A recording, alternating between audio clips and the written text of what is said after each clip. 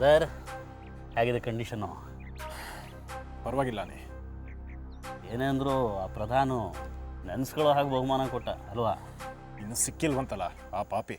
ಸಿಗ್ತಾನೆ, ಎಲ್ಲಿ ಹೋಗ್ತಾನೆ? ಅದರಲ್ಲಿ ಇನ್ನೊಂದು ವಿಷಯ ಕೇಳ್ಪಟ್ಟೆ, ನಿಜಾನ? ಏನು? ಏನೋ ಬೇರೆ ಮನೆ ಮಾಡಿಕೊಂಡು ಹೋಗ್ತಿದೆಯಂತೆ. ಅಂಥ ಪ್ರಪೋಸಲ್ ಇರೋದು ನಿಜ? ಏನು ಬ್ರದರ್, ಅಂಥ ಪ್ರಪೋಸಲ್ ಇದೆಯಾ? ಅಂದರೆ ನೀನು ಬೇರೆ ಮನೆ ಮಾಡ್ಕೊಂಡು ಹೋಗ್ತಿರೋದು ನಿಜಾನಾ? ಹೌದು. ಯಾಕೆ ಬ್ರದರ್, ಏನಾಯಿತು? ಅಪ್ಪ ಅಮ್ಮ ಎಲ್ಲರೂ ಹೇಳ್ತಾ ಇದ್ದಾರೆ ನಾವು ಬೇರೆ ಮನೆ ಮಾಡಿದ್ರೆ ನನ್ನ ಮತ್ತು ತೇಜಸ್ವಿನಿ ಸಂಬಂಧ ಸುಧಾರಣೆ ಆಗ್ಬೋದು ಅಂತ.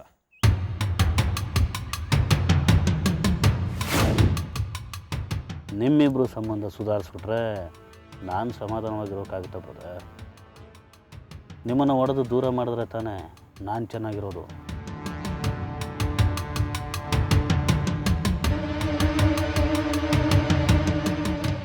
ಅದಕ್ಕೆ ತೇಜಸ್ವಿನಿ ಕೂಡ ಒಪ್ಪಿಗೆ ಕೊಟ್ಟಿದ್ದಾಳೆ. ಆಹಾ, ಐಸೆ. ನೋಡೋಣ, ಬೇರೆ ಮನೆ ಮಾಡಿದ್ರೆ ನಮ್ಮ ಸಂಬಂಧ ಚೆನ್ನಾಗಾದರೂ ಆಗ್ಬೋದು.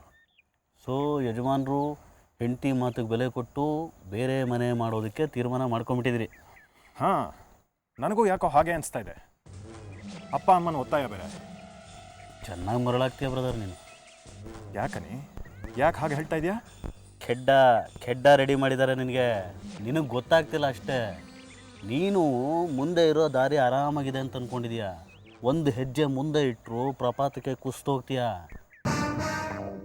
ಅಂದರೆ ಈಗ ಅತ್ತಿಗೆ ನಿನ್ನನ್ನು ಬೇರೆ ಮನೆ ಕರ್ಕೊಂಡು ಹೋಗ್ತಿರೋ ಉದ್ದೇಶ ಏನು ಹೇಳು?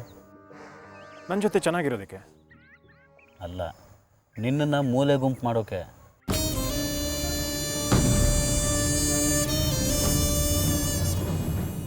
ಏನು ಹೇಳ್ತಿದ್ಯಾ? ಹೌದು, ಅವ್ರ ಉದ್ದೇಶನೇ ಅದು. ಈಗ ಬೇರೆ ಮನೆ ಮಾಡ್ಕೊಂಡು ಹೋದರೆ ಏನಾಗುತ್ತೆ ಹೇಳು? ನಮ್ಮ ಮನೆ ಒಡೆದು ಹೋಗುತ್ತೆ, ಒಂದಾಗಿದ್ದ ಮನೆ ಎರಡಾಗುತ್ತೆ, ಸಂಬಂಧಗಳು ದೂರ ಆಗುತ್ತೆ. ಅದು ನಿನ್ನ ಹೆಂಡತಿ ಮಾಡೋ ಸಾಧನೆ. ಹೋಗಲಿ, ನೀವು ಬೇರೆ ಮನೆ ಮಾಡಿಕೊಂಡು ಸುಖವಾಗಿರ್ತೀರ ಅನ್ನೋದಾದರೆ ನಮ್ಮ ಮನೆ ಎರಡಾದರೂ ಪರವಾಗಿಲ್ಲ. ಆದರೆ ಅದು ಆಗಲ್ಲ. ನಿನ್ನನ್ನು ನಮ್ಮ ಸಂಪರ್ಕದಿಂದ ದೂರ ಮಾಡಿ ಮೂಲೆ ಗುಂಪು ಮಾಡಿಬಿಡ್ತಾಳೆ. ನಿನ್ನನ್ನು ಮೂಲೆ ಗುಂಪು ಮಾಡೋದ ಮೇಲೆ ಅವ್ರ ಹಳೇ ಲವರ್ ಪ್ರಧಾನ್ ಜೊತೆ ಸಂಬಂಧ ಕಂಟಿನ್ಯೂ ಮಾಡ್ಬೋದು. ಇದು ಅವ್ರ ಪ್ಲ್ಯಾನು.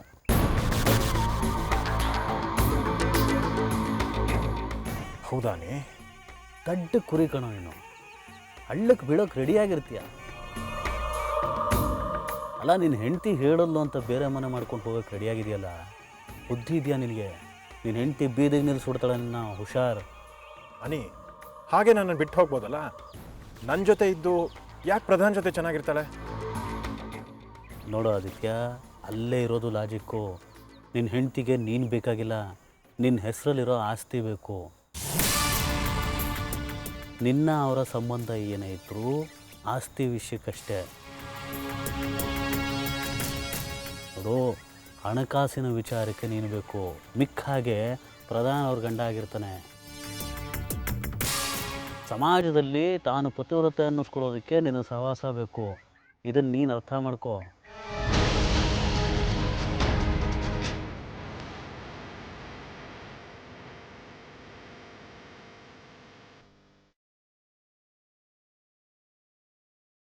ಬಿಟ್ಟು ಹೋದರೆ ನಿನ್ನ ಗತಿ ಅಧೋಗತಿ. ತಿಳ್ಕೊ ಬ್ರದರ್.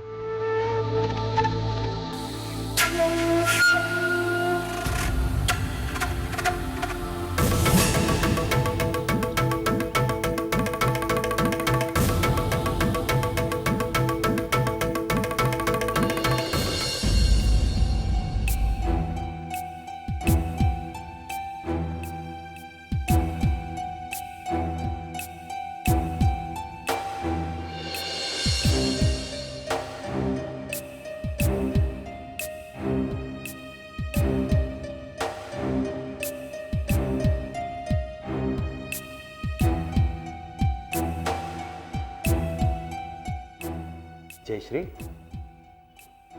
ಯಾಕೆ ಹೀಗೆ ಕೂತ್ಬಿಟ್ಟಿದ್ಯಾ? ಏನೋ ಡಿಸ್ಟರ್ಬ್ ಆಗಿದ್ದೀನಿ. ಮನಸ್ಸಿಗೆ ಅಷ್ಟು ಸಮಾಧಾನ ಇಲ್ಲ. ಅಂಥದ್ದೇನಾಯಿತು? ಅಲ್ಲ, ಸೂಕ್ಷ್ಮವಾಗಿ ಗಮನಿಸಿದರೆ ಪ್ರೇಮ್ ಮತ್ತು ಸಾಕ್ಷಿ ಮಧ್ಯೆ ಏನೂ ಸರಿಯಾಗಿಲ್ಲ ಅನಿಸುತ್ತೆ. ನೀನು ಏನೇನೋ ಇಮ್ಯಾಜಿನ್ ಮಾಡ್ಕೋತಾ ಇದ್ದೆ ಜಯಶ್ರೀ. ಇಲ್ಲ ರಘುರಾಮ್, ಇದು ನನ್ನ ಇಮ್ಯಾಜಿನೇಷನ್ ಅಲ್ಲ. ನನಗೆ ಮೊದಲಿಂದಲೂ ಒಂದು ಸ್ವಲ್ಪ ಅನ್ನಿಸ್ತಿತ್ತು. ಆದರೆ ಇವತ್ತು ಮೈತ್ರೇಯಿ ಮಾತು ಕೇಳಿದ ಮೇಲೆ ನನ್ನ ಅನುಮಾನ ಜಾಸ್ತಿ ಆಗ್ತಾಯಿದೆ. ಅಲ್ಲ, ಮೈತ್ರೇಯಿ ಏನು ಹೇಳಿದ್ಲು ಕೇಳಿಸ್ಕೊಂಡ್ರಾ? ಏನು ಹೇಳಿದ್ಲು? ಸ್ನೇಹಿತರಾಗಿದ್ಕೊಂಡು ನೀವಿಬ್ರು ನನಗೆ ವಂಚನೆ ಮಾಡಿಬಿಟ್ರಿ, ನಿಮ್ಮನ್ನು ಯಾವತ್ತೂ ನಾನು ಕ್ಷಮಿಸಲ್ಲ ಅಂತ ಪ್ರೇಮ್ಗೂ ಸಾಕ್ಷಿಗೂ ಹೇಳ್ತಾ ಇದ್ಲು. ಅಲ್ಲ, ಸಾಕ್ಷಿ ಮೈತ್ರೇಯಿಗೆ ಯಾವಾಗ ಅಷ್ಟೊಂದು ಫ್ರೆಂಡ್ ಆದ್ಲು? ಮೈತ್ರೇಯಿಗೆ ಮೋಸ ಮಾಡೋವಂಥ ಕೆಲಸ ಸಾಕ್ಷಿ ಏನು ಮಾಡಿದ್ದಾಳೆ? ನಮ್ಮನೆಗೆ ಬಂದು ನಮ್ಮ ಮಗಳ ಮೇಲೆ ಹಕ್ಕುಗಾಡ್ತಿದ್ಲಲ್ಲ, ನಾವು ಒಂದೂ ಅರ್ಥ ಆಗ್ತಾ ಇಲ್ಲ. ಹೌದು ಜಯಶ್ರೀ, ಯು ಹ್ಯಾವ್ ಪಾಯಿಂಟ್.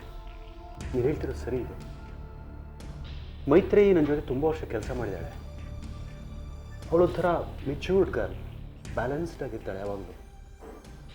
ಇವತ್ತು ಅವಳು ಅಪ್ಸೆಟಾಗಿ ಮಾತಾಡ್ತಾ ಇದ್ದು ಜ್ಞಾಪಿಸ್ಕೊಂಡ್ರೆ ನನಗೆ ಇದು ಇವ್ರ ಸ್ನೇಹಕ್ಕಿಂತ ಮೀರಿದ್ದು ಏನೋ ಇದೆ ಅಂತ ನನಗೂ ಅನ್ನಿಸ್ತಾ ಇದೆ ಈಗ.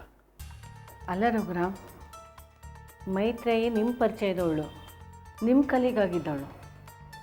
ಅವಳಿಗೆ ನಮ್ಮ ಮಗಳು ಅಳಿಯನ ಬಗ್ಗೆ ಏನು ಪ್ರಾಬ್ಲಮ್ ಇರುತ್ತೆ? ಹೌದು ಜಯಶ್ರೀ, ನನಗೂ ಅರ್ಥ ಆಗ್ತಾ ಇಲ್ಲ. ಅವಳು ಒಂದು ವೇಳೆ ನನ್ನ ಕಲೀಗಾಗಿ ನಮ್ಮ ಮನೆಗೆ ಬಂದಿದ್ದರೆ ನನಗೋಸ್ಕರ ವೆಯ್ಟ್ ಮಾಡ್ತಾಯಿದ್ಲು, ಹಾಂ, ಅಥವಾ ನಮ್ಮ ಪ್ರೆಸೆನ್ಸ್ ಆದರೂ ಗಮನಿಸ್ತಾ ಇದ್ಲು. ನಾವು ಅಲ್ಲಿ ಇದ್ದಿದ್ದೇ ಅವಳು ಗಮನಕ್ಕೆ ಬಂದಿಲ್ಲ ಅಂದರೆ ಮ್ಯಾಟ್ರನ್ನು ಸ್ವಲ್ಪ ಸೀರಿಯಸ್ ಆಗಿರಬೇಕು ಅನ್ನಿಸ್ತಾ ಇದೆ. ರಘುರಾಮ್, ಒಂದು ಸತಿ ಅವಳು ಫೋನ್ ಮಾಡಿ ವಿಷಯ ಏನು ಅಂತ ಕೇಳಬಾರ್ದ? ನೀವು ಹೇಗಿದ್ರು ಅವಳು ಬಾಸ್ ಆಗಿದ್ದವರು.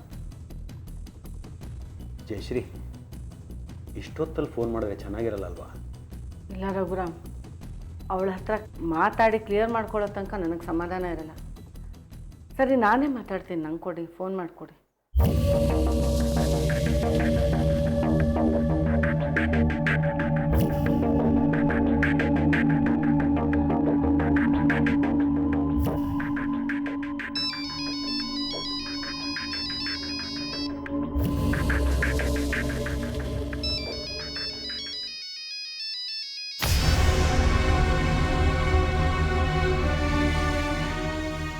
ಹಲೋ. ಹಲೋ ಮೈತ್ರೇಯಿ, ನಾನು ಸಾಕ್ಷಿ ತಾಯಿ ಮಾತಾಡ್ತಾ ಇರೋದು. ಇಷ್ಟೊತ್ತಲ್ಲಿ ಡಿಸ್ಟರ್ಬ್ ಮಾಡ್ತಿದ್ದೀನಿ, ತಪ್ಪು ತಿಳ್ಕೊಬೇಡಿ. ಹೇಳಿಮ್ಮ. ಇವತ್ತು ನೀವು ನಮ್ಮ ಮನೆಗೆ ಬಂದಿದ್ರಲ್ಲ, ಇದ್ದಕ್ಕಿದ್ದಾಗೆ ಹಾಗೆ ಬರೋಕ್ಕೆ ಕಾರಣ ಏನು ಅಂತ ತಿಳ್ಕೊಬಹುದಾ? ಈ ಪ್ರಶ್ನೆನ ನೀವು ನಿಮ್ಮ ಮಗಳು ಅಳಿಯಂಗೆ ಕೇಳ್ಬೋದಿತ್ತಲ್ಲಮ್ಮ. ಸಾರಿ ಮೈತ್ರೇಯಿ, ಇನ್ವೆಸ್ಟಿಗೇಷನ್ ಮಾಡಬೇಕು ಅಂತ ಕೇಳ್ತಾ ಇಲ್ಲ. ಇವತ್ತು ನೀವು ನಮ್ಮ ಮಗಳ ಹತ್ರ ಜೋರಾಗಿ ಮಾತಾಡ್ತಿದ್ದಾಗ ನಾನು ರಘುರಾಮ್ ಬಂದಿದ್ವಿ. ಆದರೆ ನಾವು ಬಂದಿದ್ದನ್ನು ಗಮನಿಸಲಿಲ್ಲ, ನೀವು ಹೋಗೋವಾಗಲೂ ನಾವು ಅಲ್ಲಿದ್ದನ್ನು ನೀವು ಗಮನಿಸಲಿಲ್ಲ. ಏನೋ ತುಂಬ ಅಪ್ಸೆಟ್ ಆಗಿದ್ದ ಕಾಣಿಸ್ತು. ಅದಕ್ಕೆ ಏನು ಕಾರಣ ಅಂತ ತಿಳ್ಕೊಬಹುದಾ ಅಂತ.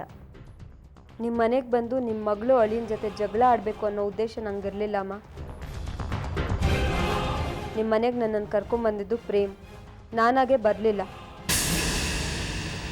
ಪ್ರೇಮ್ ಕರ್ಕೊಂಡು ಬನ್ನ? ಯಾಕೆ ಅಂತ ನನಗೆ ಪ್ರಶ್ನೆ ಮಾಡ್ತಿದ್ದಾರಲ್ಲ, ಇದನ್ನು ನಿಮ್ಮ ಮಗಳಿಗೆ ಕೇಳಿ.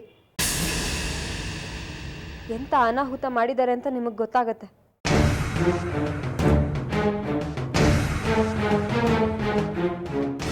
ನನ್ನ ಮಗಳು ಅನಾಹುತ ಮಾಡಿದಾಳ? ಸಾರಿಮ್ಮ, ನನಗೇನು ಫೋನಲ್ಲಿ ಹೇಳೋಕ್ಕಾಗಲ್ಲ. ನನ್ನ ಬಾಸ್ ರಘುರಾಮ್ ಅವ್ರ ಫ್ಯಾಮಿಲಿ ಮೇಲೆ ನಂಗೆ ತುಂಬ ಗೌರವ ಇತ್ತು. ಆದರೆ ನಿಮ್ಮ ಮಗಳು ಸಾಕ್ಷಿ ನನ್ನ ಲೈಫಲ್ಲಿ ಈ ಥರ ಆಟ ಆಡ್ತಾರೆ ಅಂತ ನನ್ನ ಕನಸಲ್ಲೂ ಅಂದ್ಕೊಂಡಿರಲಿಲ್ಲ. ಯಾರ ತಂಟೆಗೂ ಹೋಗದೆ ನನ್ನ ಪಾಡಿಗೆ ನಾನಿದ್ದೆ. ಆದರೆ ಸಾಕ್ಷಿ ಅವರು ಅವರಾಗವರೇ ನನ್ನ ಜೀವನದಲ್ಲಿ ಬಂದು ನನ್ನನ್ನು ಎಷ್ಟು ಡಿಸ್ಟರ್ಬ್ ಮಾಡಿದ್ದಾರೆ ಗೊತ್ತಾ? ಮೈತ್ರೇಯಿ, ಏನು ನಡೀತು ಅಂತ ಸ್ವಲ್ಪ ಸರಿಯಾಗಿ ಹೇಳಿಮ್ಮ. ಸಾರಿಮ್ಮ, ನನಗೇನು ಮಾತಾಡೋ ಪರಿಸ್ಥಿತಿನಲ್ಲಿಲ್ಲ. ಪ್ಲೀಸ್ ಎಲ್ಲ ವಿಷಯನೂ ನಿಮ್ಮ ಮಗಳಿಗೆ ಕೇಳ್ಕೊಳ್ಳಿ. ಬಾಯ್. ಹಲೋ ಹಲೋ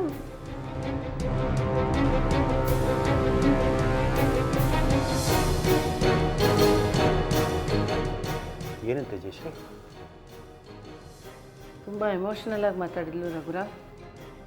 ಏನು ವಿಷಯ ಅಂತ ಸರಿಯಾಗಿ ಹೇಳಲೇ ಇಲ್ಲ. ನಿಮ್ಮ ಮಗಳನ್ನೇ ಕೇಳ್ಕೊಳ್ಳಿ ಅಂತ ಫೋನ್ ಕಟ್ ಮಾಡಿಬಿಟ್ಲು. ಹೌದಾ? ಇದೆಲ್ಲ ನೋಡ್ತಿದ್ರೆ ಪರಿಸ್ಥಿತಿ ವಿಕೋಪಕ್ಕೆ ಹೋಗಿದೆ ಅಂತ ಅನಿಸುತ್ತೆ. ಸರಿ, ನಾಳೆ ಬೆಳಿಗ್ಗೆ ಸಾಕ್ಷಿ ಹತ್ರ ಮಾತಾಡಿದ್ರೆ ಎಲ್ಲ ಕ್ಲಿಯರ್ ಆಗ್ಬೋದೇನೋ.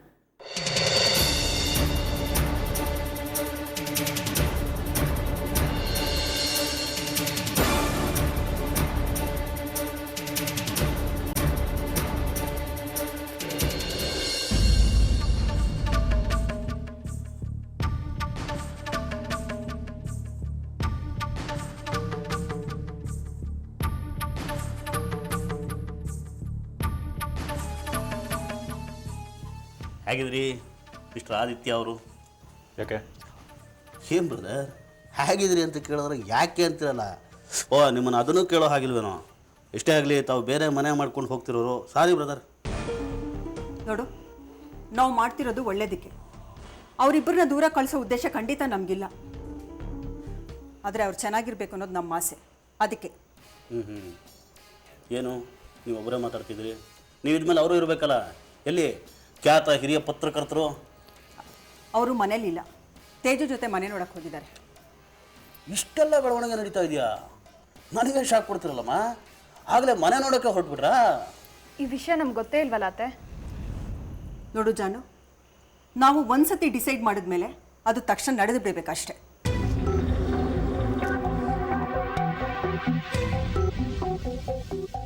ತೇಜು, ಆ ಮನೆ ತುಂಬ ಲಕ್ಷಣವಾಗಿದೆಯಮ್ಮ. ವಾಸ್ತು ಪ್ರಕಾರನೂ ಇದೆ. ನನಗಂತೂ ಇಷ್ಟ ಆಯಿತು. ನಿಂಗೆ? ನನಗೂ ತುಂಬ ಇಷ್ಟ ಆಯಿತು ಮಾವ. ತೇಜು, ಬಾಮ್ಮ, ಮನೆ ನೋಡಿದ್ಯಮ್ಮ? ಇಷ್ಟ ಆಯ್ತಾ ನಿಂಗೆ? ಅಹಲ್ಯ, ಮನೆ ತುಂಬ ಚೆನ್ನಾಗಿದೆ. ನೋಡಿದ ತಕ್ಷಣ ಕೊಂಡ್ಕೋಬೇಕು ಅನ್ನಿಸ್ತು. ತೇಜುಗೂ ಇಷ್ಟ ಆಯಿತು. ತುಂಬ ಚೆನ್ನಾಗಿದೆ ಅತ್ತೆ, ತುಂಬ ಸ್ಪೇಷಿಯಸ್ ಆಗಿದೆ. ಎಲ್ಲದಕ್ಕಿಂತ ಮುಖ್ಯವಾಗಿ ಈ ಮನೆಗೆ ಭಾಳ ಹತ್ರ. ಯಾವಾಗ ಬೇಕಂದ್ರೆ ಆವಾಗ ನೀವೆಲ್ಲ ಅಲ್ಲಿಗೆ ಬರ್ಬೋದು, ಇಲ್ಲ ನಾವೇ ಇಲ್ಲಿಗೆ ಬರ್ಬೋದು. ಒಳ್ಳೇದಾಯ್ತಮ್ಮ ತೇಜು. ವ್ಯಾಪಾರ ಕುದುರಿದ್ರೆ ಆ ಮನೆನ ನಾವು ಕೊಂಡ್ಕೋಬೋದು. ಹೊಸ ಮನೆಯಲ್ಲಿ ದಂಪತಿಗಳು ಹಾಲುಕ್ಸಿ ಜೀವನ ಪ್ರಾರಂಭ ಮಾಡಿದ್ರೆ ಎಲ್ಲ ಒಳ್ಳೇದಾಗುತ್ತೆ. ಅದು ಸರಿ ಸತ್ಯದೇವ್. 80 ಲಕ್ಷ ಹೇಳ್ತಾ ಇದ್ದಾನೆ. ಆಮೇಲೆ ಒಂದು 10 ಲಕ್ಷ ಕಮ್ಮಿ ಮಾಡಿದ್ರು ಮಾಡಬಹುದು. ಎಲ್ಲ ನಾವು ಅನ್ಕೊಂಡಾಗೆ ಆದರೆ ಇನ್ನೊಂದು ವಾರದಲ್ಲಿ ಆದಿತ್ಯ ತೇಜಸ್ವಿನಿ ಆ ಮನೆಗೆ ಶಿಫ್ಟ್ ಆಗ್ತಾರೆ. ಸರಿ ಸ್ವಾಮಿ, ಈಗ ಇವರು ಬೇರೆ ಮನೆಗೆ ಹೋಗೋವಂಥ ಪರಿಸ್ಥಿತಿ ಏನಿದೆ? ಇಲ್ಲಿದ್ರೆ ಏನು ಜಗಳ ಆಡ್ತಿದ್ವಾ, ಗುದ್ದಾಡ್ತಿದ್ವಾ? ಇಲ್ಲೇ ಅಡ್ಜಸ್ಟ್ ಮಾಡ್ಕೊಂಡು ಹೋಗ್ಬೋದಿತ್ತಲ್ಲ. ಈ ಮನೆಯೂ ತುಂಬ ಸ್ಪೇಷಿಯಸ್ ಆಗೇ ಇದೆ. ಇರಬಹುದು ಅನಿ, ಆದರೆ ಬೇಡ. ಸಂಬಂಧಗಳು ಚೆನ್ನಾಗಿದ್ದಾಗಲೇ ಬೇರೆ ಹೋದರೆ ಸಂಬಂಧಗಳು ಉಳಿಯುತ್ತೆ. ಸಂಬಂಧ ಹಾಳಾದ್ಮೇಲೆ ಹೋದರೆ ಸಂಬಂಧನ ಉಳಿಯಲ್ಲ, ಬಾಂಧವ್ಯನ ಉಳಿಯಲ್ಲ. ಅಲ್ಲ ಸ್ವಾಮಿ, ಈಗ ಸಂಬಂಧ ಕೆಡಿಸಿದ್ಯಾರು? ಏನಾಗಿ ಹೋಗಿದೆ? ಎಲ್ಲ ಚೆನ್ನಾಗೇ ಇದೀವಲ್ಲ. ಇನ್ನು ಮುಂದೆ ಯಾವ ತಪ್ಪು ಆಗದೇ ಇರಲಿ, ಅದಕ್ಕೆ ಈ ಪ್ರಯತ್ನ. ಮುಖ್ಯವಾಗಿ ಆದಿತ್ಯ ತೇಜಸ್ವಿನಿ ಸಂಬಂಧ ಚೆನ್ನಾಗಿರಬೇಕು. ವಿನಾಕಾರಣ ಅವ್ರ ಸಂಬಂಧ ಹಾಳಾಗಿ ಹೋಗ್ತಾ ಇದೆ. ಅವ್ರ ಪಾಡಿಗೆ ಅವ್ರು ಚೆನ್ನಾಗಿರಲಿ.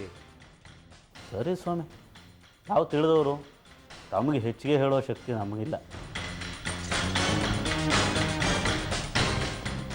ಏನಕ್ಕ, ನಮ್ಮನ್ನೆಲ್ಲ ಬಿಟ್ಟು ಹೊರಡೋಕ್ಕೆ ರೆಡಿ ಆಗಿಬಿಟ್ರಾ? ಜಾನು, ಹೋಗೋದು ಅನಿವಾರ್ಯ ಅಲ್ವಾ? ನೀನು ಬೇಜಾರಾಗಬೇಡ. ತುಂಬ ದೂರ ಏನಲ್ವಲ್ಲ, ಇಲ್ಲೇ ಹತ್ರದಲ್ಲಿ ಇರ್ತೀವಿ ತಾನೆ. ಅದೇ ನೀ ಏನಂತೀಯ? ನೀನು ಬರಬೇಕಾಯ್ತು ಮನೆ ನೋಡೋಕ್ಕೆ. ತುಂಬ ಚೆನ್ನಾಗಿತ್ತು. ತೇಜಸ್ವಿನಿಗೆ ಇಷ್ಟ ಆಗಿದೆ ಮನೆ, ನಿಂಗೂ ಇಷ್ಟ ಆಗುತ್ತೆ ಬಿಡು. ಹಾಂ, ಆದಷ್ಟು ಬೇಗ ವ್ಯಾಪಾರ ಕುದುರಿಸ್ಬೇಕು. ನೀವು ಹೊರಡೋದಕ್ಕೆ ತಯಾರಾಗಿ.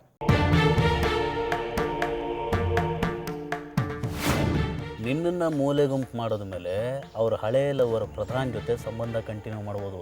ಇದು ಅವ್ರ ಪ್ಲ್ಯಾನು.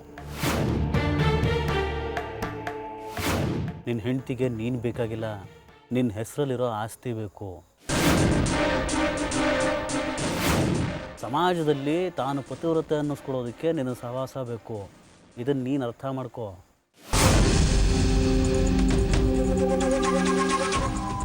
ಒಂದು ನಿಮಿಷ.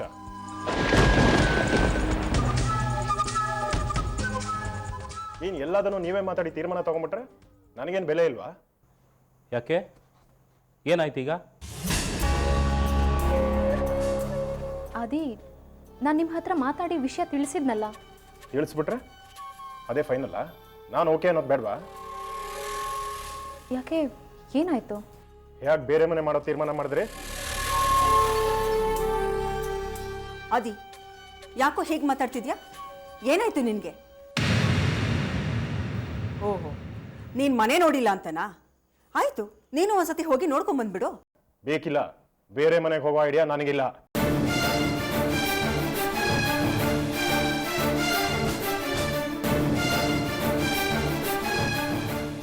ಅದು ಏನು ಹೀಗೆ ಮಾತಾಡ್ತಾ ಇದ್ದೀರಾ?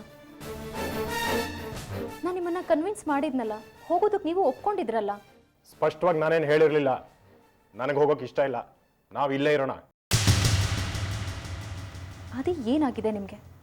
ಮಾವ ಈ ಪ್ರಯತ್ನಕ್ಕೆ ಕೈ ಹಾಕಿದ್ದು ನಾವು ಚೆನ್ನಾಗಿರ್ಲಿ ಅಂತ. ಈಗೇನಾಯಿತು? ಚೆನ್ನಾಗಿರೋರು ಎಲ್ಲೇ ಇದ್ರೂ ಚೆನ್ನಾಗೇ ಇರ್ತಾರೆ. ಅದಕ್ಕೆ ಬೇರೆ ಮನೆ ಮಾಡಬೇಕಂತ ಏನಿಲ್ಲ, ಇಲ್ಲೂ ಚೆನ್ನಾಗಿರ್ಬೋದಲ್ಲ. ಆದಿತ್ಯ, ನಾನು ಈ ಪ್ರಪೋಸಲ್ ಇಟ್ಟಿದ್ದೆ ಬೇರೆ ಕಾರಣಕ್ಕೆ. ನಿನ್ನ ಮತ್ತೆ ತೇಜು ಸಂಬಂಧ ಹಾಳಾಗಬಹುದು, ಅದಕ್ಕೆ ಧಕ್ಕೆ ಬರಬಹುದು, ಹೇಳಿಕೆ ಮಾತು ಅದು ಇದು ಅಂತ ಕಿತಾಪತಿ ಬರಬಹುದು. ಎಷ್ಟು ದಿನ ನಿಮ್ಮಿಬ್ಬರ ಬಗ್ಗೆ ನಡೀತಲ್ಲ, ಅದನ್ನು ನೋಡೇ ನಾವು ಯೋಚನೆ ಮಾಡಿರೋದು. ಇದರಲ್ಲಿ ತೇಜು ಪಾಲೇನಿಲ್ಲ, ಅವಳೇನು ಪ್ರೆಷರ್ ಹಾಕಿಲ್ಲ. ನಾನು ಅಹಲ್ಯ ಯೋಚನೆ ಮಾಡೇ ಇದನ್ನು ಡಿಸೈಡ್ ಮಾಡಿರೋದು. ನಾವು ಎಲ್ಗೂ ಹೋಗಲ್ಲ. ಬೇರೆ ಮನೆ ಮಾಡೋ ಪ್ರಯತ್ನನ ಇಲ್ಲಿಗೆ ನಿಲ್ಲಿಸಿ. ಆದಿತ್ಯ, ಮಾತಾಡಬೇಡ ನೀನು. ನಿನ್ನ ದುರುದ್ದೇಶ ಏನಂತ ನನಗೆ ಚೆನ್ನಾಗಿ ಅರ್ಥ ಆಗಿದೆ. ನನ್ನನ್ನು ಬೇರೆ ಮನೆಗೆ ಕರ್ಕೊಂಡೋಗಿ ಮೂಲೆ ಗುಂಪು ಮಾಡ್ಬೇಕಂತ ತಾನೇ ನಿನ್ನ ಉದ್ದೇಶ. ಆದಿ, ಆಮೇಲೆ ನೀನು ಆರಾಮಾಗಿರ್ಬೋದು ಅಂತ ಅನ್ಕೊಂಡಿದ್ಯಾ? Aditya, have some sense. ಎಲ್ಲ ಗೊತ್ತಾದ್ಮೇಲೆ ಮಾತಾಡ್ತಾ ಇರೋದು. ನಿನಗೆ ನಾನು ಬೇಕಿಲ್ಲ, ನನ್ನ ಹೆಸರಲ್ಲಿರೋ ಪ್ರಾಪರ್ಟಿ ಬೇಕಾಗಿದೆ, ಹಣ ಬೇಕಾಗಿದೆ, ಅಂತಸ್ತು ಬೇಕಾಗಿದೆ.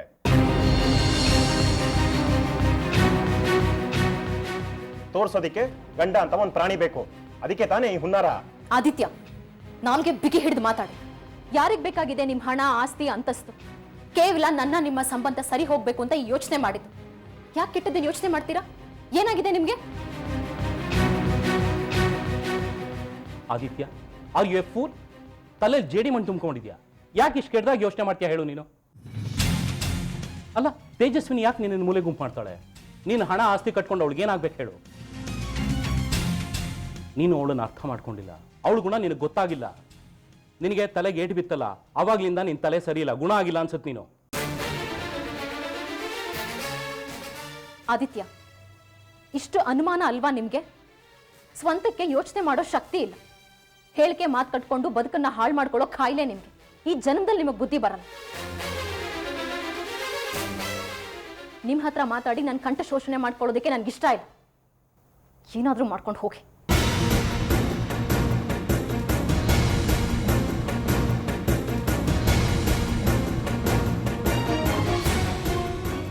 ಛೇ, ನಿನ್ನ ಮುಖ ನೋಡೋಕ್ಕೂ ನನಗೆ ಅಸಹ್ಯ ಅನ್ಸುತ್ತೆ. ಬೇರೆಯವ್ರ ಮನೆ ಹೆಣ್ಮಕ್ಳನ್ನ ಈ ಮಟ್ಟಕ್ಕೆ ಯಾವತ್ತೂ ನೋಯಿಸಬಾರ್ದು ಆದಿತ್ಯ.